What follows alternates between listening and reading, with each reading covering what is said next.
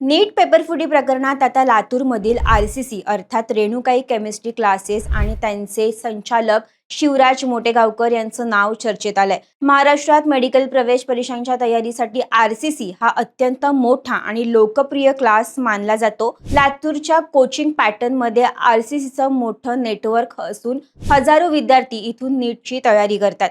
या प्रकरणात अटक करण्यात आलेला पुण्यातील केमिस्ट्री प्राध्यापक पी.व्ही. कुलकर्णी यांच्याशी संबंधित धागेदोरे तपासत असताना आरसीसीचं नाव समोर आल्याचं सांगण्यात आलं. त्यानंतर बराच वेळ शिवराज मोटेगावकर यांची चौकशी झाली.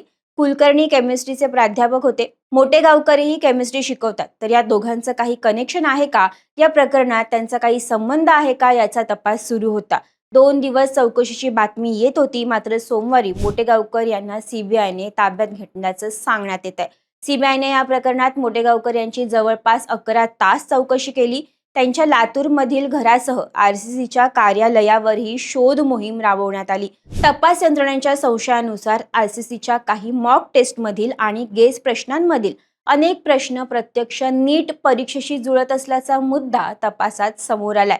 विशेषतः केमिस्ट्री विषयातील प्रश्नांबाबत सीबीआय तपास करत आहे.